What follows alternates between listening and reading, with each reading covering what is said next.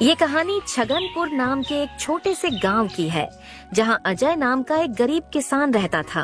अजय के परिवार में उसके अलावा उसकी पत्नी सीमा और एक बेटा राजू था, जिनके साथ वो बहुत खुशी खुशी रहता था। अजय के पास गांव में अपनी एक जमीन थी, जहां पर खेती कर वो अपने घर का पालन पोषण करता था। परंतु अब उसकी वो जमीन पहले की तरह उपजाऊ नहीं रही थी। धीरे धीरे उसकी जमीन से फसल की पैदावार भी कम होने लगी थी। एक दिन इसी चिंता में वो अपने जमीन के पास बैठा होता है और कमाने का कोई और जरिया सोचने लगता है। दिन प्रतिदिन मेरे इस जमीन से उगने वाली फसल कम होते जा रही है। लगता है मुझे अब कोई दूसरी जमीन लेकर काम करना होगा, या तो कोई और जरिया ढूंढना होगा कमाने का। पर अब मैं इस जमीन के भरोसे नहीं रह सकता हूँ। चलो एक बार चल के सीमा से राय लेकर देखता हूँ वो क्या कहती है इस बारे में। अजय तुरंत खेत से अपने घर की तरफ चल पड़ता है। घर पहुंचकर वो सबसे पहले अपनी पत्नी सीमा को आवाज लगाता है। सीमा जरा यहाँ आना, तो तुमसे एक जरूरी बात करनी है। अजय की आवाज सुनकर सीमा वहाँ आ जाती है। बोलिए, आपने मुझे बुलाया क्या? हाँ सीमा, मुझे तुमसे एक जरूरी विषय पर बात करनी है और तुम्हारी राय जाननी है। हाँ बोलिए, क्या बात है? सीमा, तुम तो जानती हो हमारी जमीन अब पहले की तरह इतनी उपजाऊ नहीं रही है, और अगर मैं ज्यादा खाद वगैरह डालने की कोशिश करूंगा तो कहीं उसकी मिट्टी और खराब ना हो जाए। इसलिए सोच रहा हूँ कि कुछ समय के लिए उस जमीन पर खेती करना छोड़ दूं। हर साल थोड़ी थोड़ी खाद उसमें डालता रहूंगा, जिससे कुछ सालों बाद वो पहले की तरह उपजाऊ हो जाएगी। फिर उसमें खेती करना शुरू कर दूंगा। हाँ, ये ठीक रहेगा। इससे आपकी जमीन भी सही रहेगी और उसमें उगने वाली फसल भी। हाँ, पर तब तक मैं क्या करूं? क्योंकि मेरे पास दूसरी तो कोई जमीन नहीं है, तो घर का खर्च चलाने और राजू के पढ़ाई के लिए कहां से पैसे जुटा पाऊंगा? आप एक काम क्यों नहीं करते, एक बार जाकर गांव के जमींदार काका से मिल लीजिए। वो तो बहुत अच्छे और नेक दिल है, वो आपकी जरूर कोई मदद करेंगे। हाँ सीमा, ये ठीक रहेगा, क्योंकि काका अगर कोई नया काम भी करने बोलेंगे तो वो उसमें भी मेरी मदद कर देंगे। ठीक है सीमा, तो मैं कल सुबह सुबह ही काका से मिलने उनके घर चला जाऊंगा।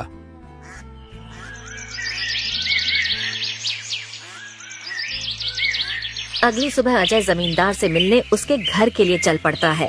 जमींदार के घर के बाहर पहुंचकर वो जमींदार को आवाज लगाता काका, है। क्या आप घर पर हो? अजय की आवाज सुनकर जमींदार बाहर आता है। अरे आओ अजय बेटा, बोलो क्या हुआ, कुछ काम था क्या? हाँ काका, आपकी एक मदद चाहिए थी। हाँ बोलो ना बेटा, मैं किस प्रकार तुम्हारी मदद कर सकता हूँ? अजय फटाफट से जमींदार को अपने खेत की हालत बता देता है। तो इसमें परेशान क्या होना बेटा? काका, मेरे पास एक ही जमीन है जिस पर खेती कर मैं अपने घर का खर्च चलाता हूँ, और मैंने आज तक खेती के अलावा कोई दूसरा काम भी कभी किया नहीं। तो अब यही नहीं समझ रहा है मैं क्या करूँ। बेटा, खेती के अलावा दूसरा काम क्यों करना? तुम एक काम करो, मेरे पास गांव के बाहर एक जमीन है, तुम उस पर खेती करो। काका, पर इससे तो आपका नुकसान हो जाएगा। नहीं बेटा, कोई नुकसान नहीं होगा। इसी बहाने तुम मेरी जमीन की देख रेख भी करोगे, क्योंकि अब तो मेरी उम्र भी हो गई है और मेरा बेटा भी शहर में रहता है, तो इससे तुम्हारा भी भला हो जाएगा और मेरी भी थोड़ी जिम्मेदारी कम रहेगी। ठीक है काका, अगर ऐसी बात है तो मैं कल से ही उस खेत पर काम करने चला जाऊंगा। अजय जमींदार को धन्यवाद कहकर वहाँ से अपने घर के लिए निकल जाता है। अजय अपने घर पहुंचकर सीमा को सारी बात बता देता है। ये तो बहुत अच्छा है, यानी आपकी सारी चिंता ही खत्म हो गई। हाँ सीमा, अब मैं काका के खेत पर बहुत मेहनत करूंगा और कोशिश करूंगा कि एक दो और खेत खरीद लूं, क्योंकि भविष्य में ऐसी समस्या आए तो उसके लिए हम तैयार रहे।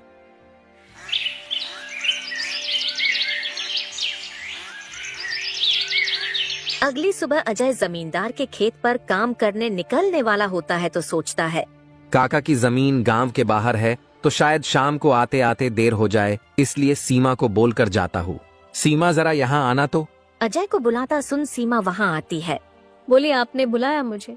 हाँ सीमा, सुनो, काका का खेत गांव के बाहर है, तो मुझे शाम को घर लौटने में थोड़ी देर भी हो सकती है। तो अगर मुझे देर हो जाए तो तुम और राजू खाना खाकर सो जाना।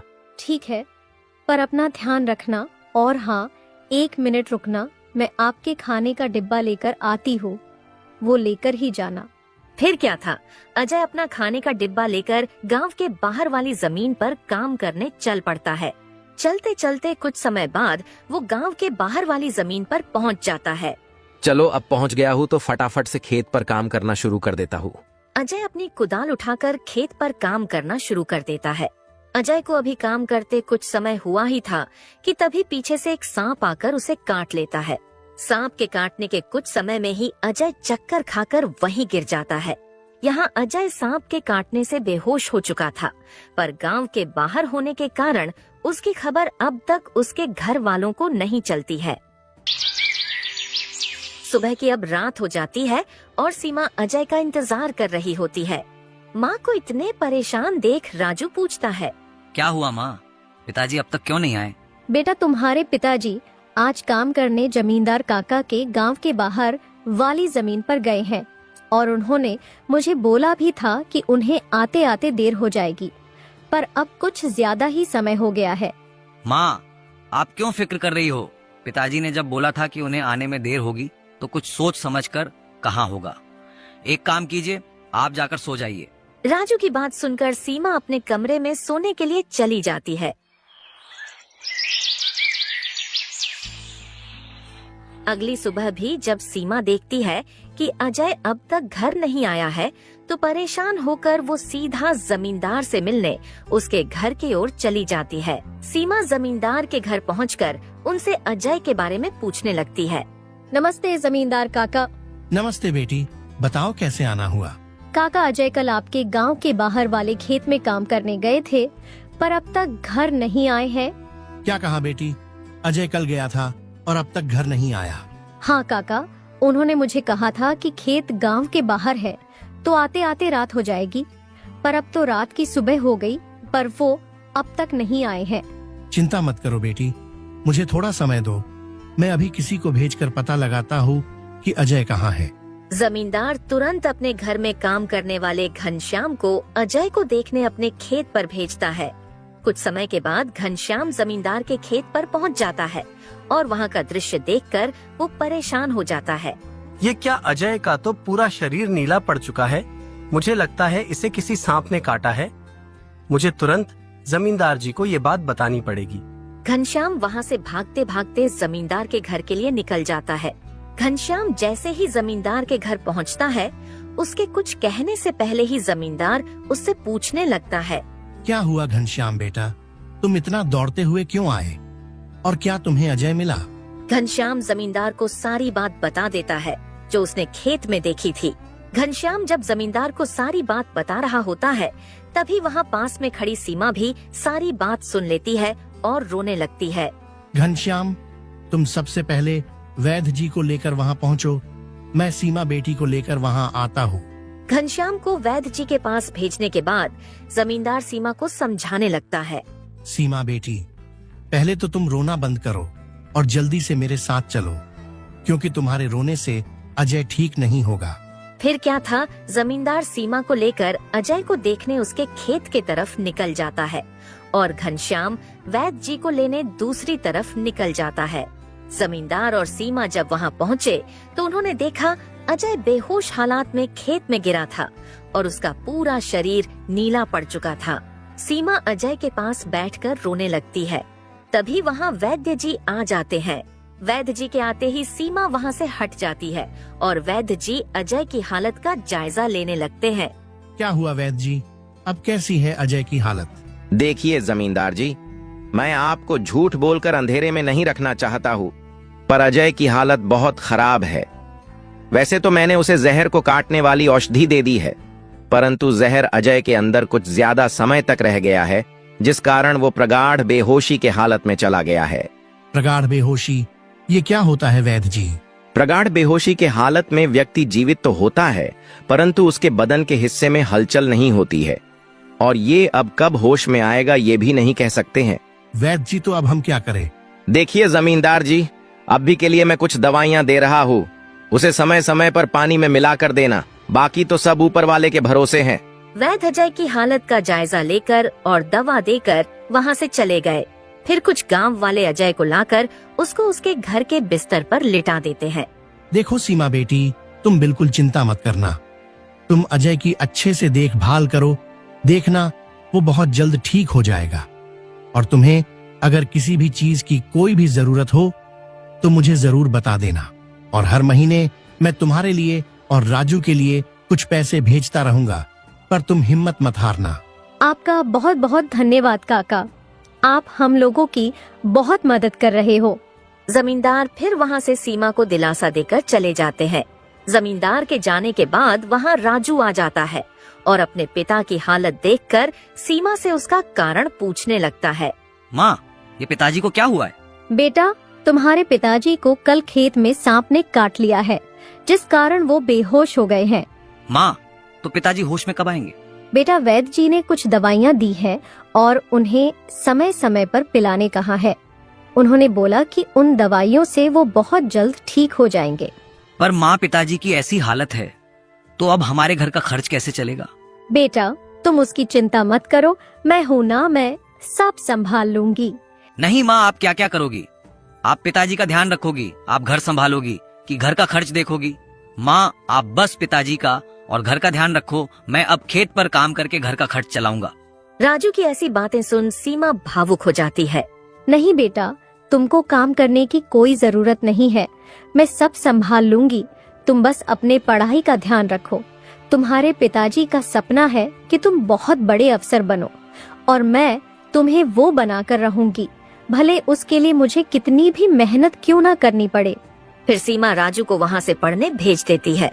मुझे अब कुछ करना ही होगा, क्योंकि मैं अब अजय का ठीक होने का इंतजार तो नहीं कर सकती हूँ। मुझे अब खुद जाकर खेती करनी होगी, और हो सके तो कोई और काम भी देखना होगा। अगली सुबह सीमा सीधे जमींदार से मिलने पहुँच जाती है। नमस्ते जमींदार काका। नमस्ते बेटी, बताओ कैसे आना हुआ, और अजय की तबीयत अब कैसी है? काका, अजय की तबीयत फिलहाल तो वैसी ही है, और मुझे आपकी एक मदद चाहिए थी, इसीलिए मैं आपसे मिलने चली आई। हाँ, बोलो ना बेटी, मैं तुम्हारी किस प्रकार मदद कर सकता हूँ? काका, मैं चाहती हूँ कि जो जमीन आपने अजय को दी थी काम करने के लिए, आप मुझे उस पर काम करने की इजाजत दे दी, ताकि मैं उस पर काम करके अपने घर का खर्च और राजू की पढ़ाई करा सकूं। बेटी, पर तुम्हें वहाँ काम करने की कोई जरूरत नहीं है, मैं हूँ ना। मैं तुम्हारे घर के लिए जो भी खर्च लगेगा हर महीने भेज दिया करूँगा। नहीं काका, आपने अब तक हमारी बहुत मदद की है। अब आप बस मुझे आपके खेत में काम करने की इजाजत दे दीजिए। मैं अब खुद काम करके अपना घर चलाऊंगी और अपने बेटे को बड़ा अफसर बनाऊंगी। जमींदार सीमा को बहुत समझाने की कोशिश करता है, पर सीमा जमींदार की बात मानने तैयार नहीं थी। आखिर में सीमा की बातें सुनने के बाद जमींदार सोचने लगता है। मुझे लगता है सीमा मेरी बात नहीं मानेगी, पर अगर वो काम करने इतने दूर जाएगी तो वो अजय का ध्यान नहीं रख पाएगी। एक काम करता हूँ, मैं सीमा को मेरी गांव के अंदर वाली जमीन पर काम करने के लिए कह देता हूँ, ताकि वो खेतों पर काम भी कर सके और अपने घर का ध्यान भी रख सके। ठीक है सीमा बेटी, मैं तुम्हें अपने खेत पर काम करने की इजाजत तो दे सकता हूँ, पर तुम्हें मेरी एक बात माननी होगी। हाँ काका, बोलिए ना। बेटी, तुम्हें मेरे गांव के बाहर वाले खेत पर काम करने की कोई जरूरत नहीं है। मेरे पास तुम्हारे घर के नजदीक भी एक खेत है, तुम वहां काम कर सकती हो, ताकि तुम अपने घर का और अजय का दोनों को ख्याल रख पाओगी। काका, ये तो और भी अच्छा रहेगा, इससे तो मेरी बहुत मदद हो जाएगी। बेटी, पर एक छोटी सी समस्या है, वो खेत बाहर वाले खेत से थोड़ा छोटा है। हाँ तो कोई बात नहीं है काका, वो खेत मेरे घर से नजदीक है, वही बहुत बड़ी बात है। मैं खेत में काम करने के साथ साथ दूसरे के घर का काम भी करना शुरू कर दूंगी, ताकि उन पैसों से मैं राजू की पढ़ाई का खर्च निकाल सकूं। बेटी, पर तुम्हें इतना काम करने की क्या जरूरत है? काका, मुझे काम करना ही होगा। अजय का सपना था कि राजू पढ़ लिख कर बड़ा आदमी बने। अगर मैं मेहनत नहीं करूंगी तो उसका सपना अधूरा रह जाएगा। राजू की पढ़ाई के लिए और घर चलाने के लिए मुझे हर हाल में ये जिम्मेदारी उठानी पड़ेगी। जमींदार सीमा के संकल्प और साहस से भावुक हो जाते हैं। ठीक है बेटी, तुम्हारी मेहनत देखकर मुझे पूरा भरोसा है कि तुम जरूर सफल होगी। मैं तुम्हारी हर संभव मदद करूंगा। तुम कड़ी मेहनत करो, भगवान भी तुम्हारे साथ हैं। सीमा ने जमींदार के गांव के अंदर वाले खेत पर काम करना शुरू कर दिया।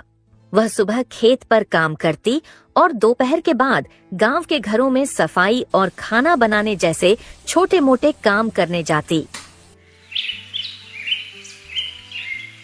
धीरे धीरे सीमा की मेहनत रंग लाने लगी। खेत में अच्छी फसल हुई, जिससे उसका घर चलने लगा और जो पैसे वह दूसरों के घरों में काम करके कमाती थी, वह राजू की पढ़ाई में खर्च करने लगी। बेटा, मैं चाहती हूँ कि तुम मन लगाकर पढ़ाई करो। तुम्हारे पिताजी का सपना है कि तुम अफसर बनो। मैं तुम्हारे लिए हर मुश्किल को पार कर लूंगी। माँ, मैं कड़ी मेहनत करूंगा। एक दिन मैं पिताजी का सपना पूरा करके दिखाऊंगा। सीमा की मेहनत और त्याग से गांव के लोग भी प्रेरणा लेने लगे। उन्होंने देखा कि कैसे एक माँ अपने परिवार के लिए हर कठिनाई का सामना कर रही है। इसी बीच अजय की हालत धीरे धीरे सुधरने लगी। वैद्य जी की दवाओं और सीमा की देखभाल ने जहर का असर कम कर दिया। एक दिन अचानक अजय को होश आ गया। अजय को होश में आते देख सीमा बहुत खुश हो गई। अजय, तुम्हें होश आ गया। भगवान ने मेरी मेहनत और दुआएं सुन ली। सीमा, मैंने तुम्हें और राजू को बहुत परेशान किया। नहीं अजय, तुम हमारी ताकत हो। जब तक तुम ठीक हो रहे थे, मैंने हर जिम्मेदारी संभाली और देखो, अब सब कुछ ठीक हो रहा है। अजय धीरे धीरे पूरी तरह ठीक हो गया। उसने सीमा की मेहनत और त्याग देखकर प्रण लिया कि अब वह उसके साथ कंधे से कंधा मिलाकर परिवार को आगे बढ़ाएगा। राजू की पढ़ाई भी सफलतापूर्वक चलती रही और कुछ सालों बाद वह एक बड़ा अफसर बन गया।